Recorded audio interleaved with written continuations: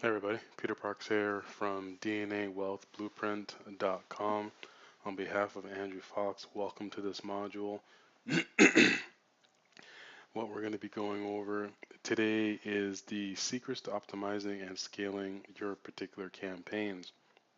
And how this works is your campaign performance will be based on your overall ad spend, your revenue generated, and your ROI, because that's really what you need to really kind of focus on when you're looking at optimizing and scaling your particular campaigns. So here's the thing.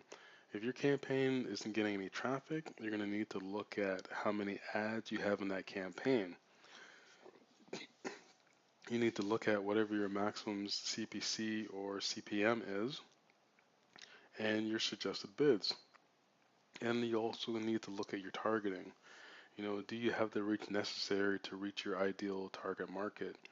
Are you actually targeting properly? Is your targeting way off? Are you putting in too many precise interests within inside of your targeting? You know, very little traffic or no traffic tells you that you're bidding too low when you set up your Facebook campaigns.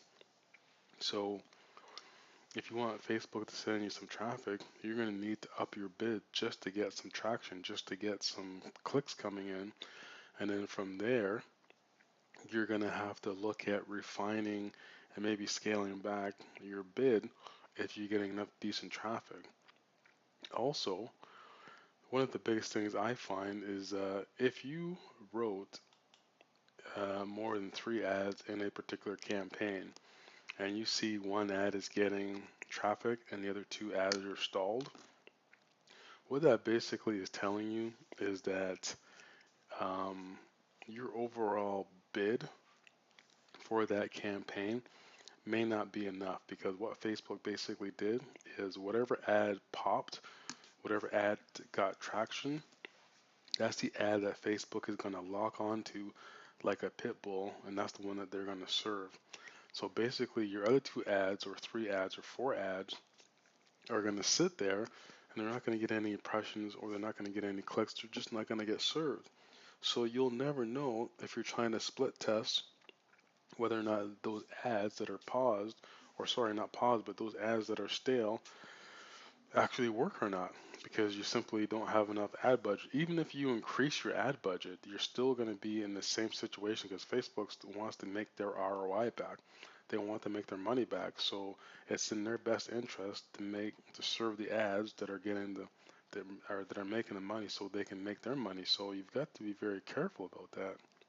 So another thing that you can do is, when it comes down to when it comes down to optimizing your campaign, is, and this may be counterintuitive, this may be a little bit basic, but it really has to be said, because I see a lot of high level people that I engage with on a day to day basis. They do the same thing too. So, you want to be able to take your best ad and your best ad campaign, and you want to be able to duplicate that one element at a time to try to beat your new control campaign. You see, what happens is, if you're split testing, you basically want to split test everything. So you're split testing your copy, you're split testing your headline, you're split testing your image, you're split testing the targeting, you're split testing the precise interest, you're split testing the reach. If you don't get down to that level, when it comes time to do your optimizing for your campaign, how are you ever going to scale that particular campaign? So if you got 3 ads that have a high click-through rate, you want to be able to make sure that you split test all 3 of those ads to find your control. And when you do that, you're going to be able to beat it with another split testing with, again, your better images, headline, body copy. And you kind of want to do that split test in that particular order, because when it comes to Facebook, especially when you're doing CPA marketing, that's really what you really want to test. Is you want to test your creative, you want to test your headline, and you want to test your call to action. Okay, so just keep that in the back of your minds. So winning ads are based on the image, the headline, the body copy, in that particular order to optimize. You want to be able to make sure that you want to rotate out 3 to 5 images per ad so you don't have, and you kind of lower the ad fatigue factor. And as well, you want to be able to beat the control to get your ad clicked because the image is fresh. So what that basically means is when you set up your campaigns, inside of each campaign, you should have no more than one ad. If you're going to have 2 ads, then you're going to have to up your budget just probably a few cents above whatever the suggested bid is. And that might be 10 to 15 cents just so you start to get some traffic. And if you look at, if you have 2 ads inside of one campaign and you've done it properly, you got a couple interests there, and you're starting to see that your ads are going back and forward as far as getting clicks and as far as getting impressions. You can run with that because then it's just a matter of you're going to have to wait to see what kind of data that you're going to be buying. If you're not getting any traction whatsoever for one ad, then that's the reason why you need to pause that ad, take the ad out of that campaign and bring it into a new campaign and test it. Put some advertising dollars behind it and test it out. So when you do something like that, you want to be able to rotate out 3 to 5 images per ad because you want to split test, your images. So when you split test your images, you split test your headline, you split test your body copy, you found your controls. Now you can build out new campaigns based on that particular criteria. So the only way to increase your CTR is to write better ads. The only way to optimize your campaign is to write better ads and have better images, which will give you a higher engagement and a higher score. So that'll give you a higher quality score within your Facebook account. You'll get higher engagement because you're going to get more engagement as far as your post, as far as if it's a promoted post, as far as news feed. So you want to be able to make sure that you keep those metrics in line. Now, when it comes to scaling your campaign, you want to use your top 3 campaigns with the ad images, rotate out, and then you want to increase your ad budget daily for more convertible traffic. So that means when you've got all your controls down and you're bringing in the clicks, you're bringing in conversions. You want to look at what your top 3 campaigns are as your controls, and then you want to start to build out better campaigns, better images, rotate out those images, and you want to increase your ad budget because you simply want more of that same traffic coming in. So that's kind of what you need to. That's kind of what you need to do.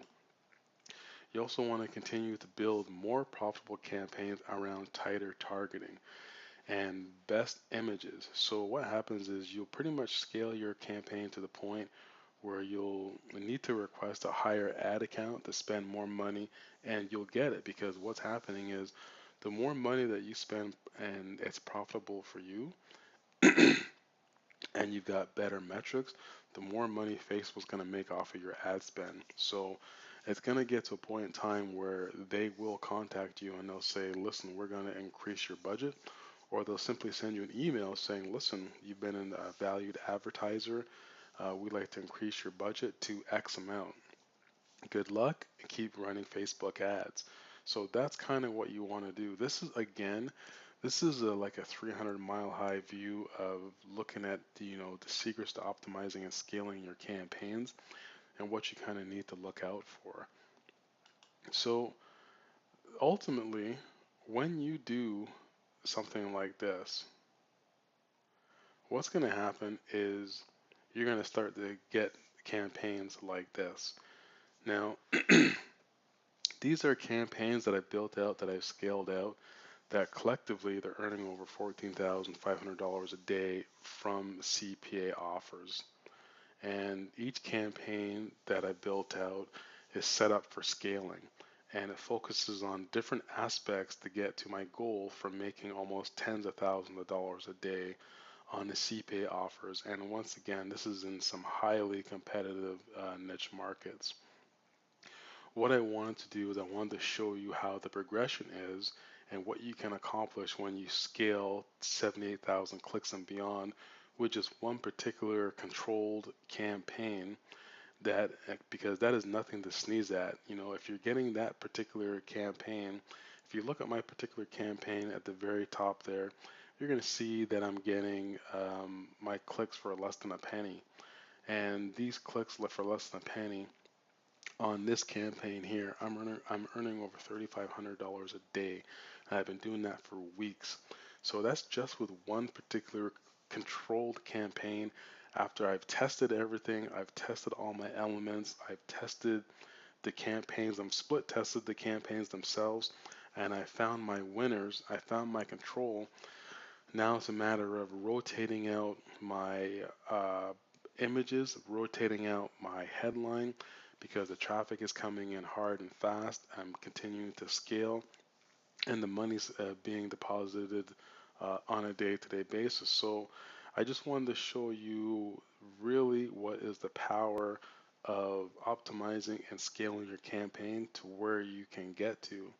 So, you know, this is a very important module. You might have to actually watch this module and listen to it a couple of times so that you understand what you need to do when it comes to optimizing and then scaling your particular campaigns, because that's a good thing. So, the bottom line is you don't need to worry about what niche market you're in.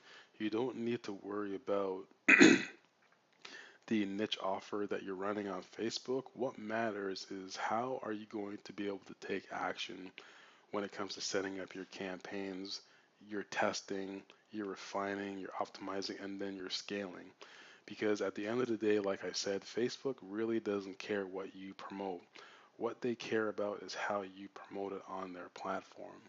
And when you understand that, then you're going to understand this is where the money comes into play. The money comes into play when Facebook sees what you're doing and they see that you're working with them and you're trying to optimize and try to refine your own campaigns, and you're actually letting Facebook help you as well when you're using the business models, certain business models. I mean, it's a beautiful thing to see that they'll actually work with you, and they'll actually the algorithm will get actually tweaked out for you, so you'll be able to hit these type of numbers. Now again, this is a smaller account. This is a smaller campaign that I'm running, but this is very profitable, and this is all CPA. This is all CPA offers. This is literally in markets that I'm not supposed to be in. Facebook is not only sending me traffic, they're sending me high quality traffic to uh, take my CPA offers. And people say that you can't run CPA offers on Facebook. Yes, you can. Again, it's not what you run on Facebook, it's how you run that offer and how you respond to when Facebook says your ad is denied or this is not working. You've got to be able to make sure that you take to the higher ground. So, with that being said, I'm going to end this module. I just wanted to show you what's possible when it comes to optimizing and scaling your particular campaign. We went over, some of the elements that you need to look at when you're talking about split testing. We went over what you need to split test and how you need to split test. We went over the frequency of how you want to rotate your ads, you rotate your copy, rotate your headlines. We went over how to build out your campaigns in what particular fashion, you know, one ad, two ads max per campaign. If you're looking at building out interest, targeted, precise interest in those particular campaigns, you want to build out and no more than 3 to 4 interests per campaign. Now, in some campaigns that I actually build out, I only use one interest in that particular campaign. So that tells you the kind of level that I'm looking at because I want to really get dialed in as quickly as possible to know what's working and what's not working, and then how to actually refine it, optimize it, and scale it. So again, listen to this module because it's very important that you understand the concepts, you understand the tenets, and then you look at what I've done. It's Creating a Facebook campaign is not hard. My little nephew, who's like 8 years old, can do that. It's not a big deal. It's about how you break your campaigns down, how you set your campaigns up. That's what's going to eventually tell you, whether you're going to succeed or whether you're not going to succeed. So follow the tenets, follow what I'm teaching you, and then you shouldn't have any problems. With that being said, my name is Peter Parks from DNAWealthBlueprint.com. I'm going to see you on behalf of Andrew Fox. Sorry, I'm going to see you, or we're going to see you in the next module. Take care.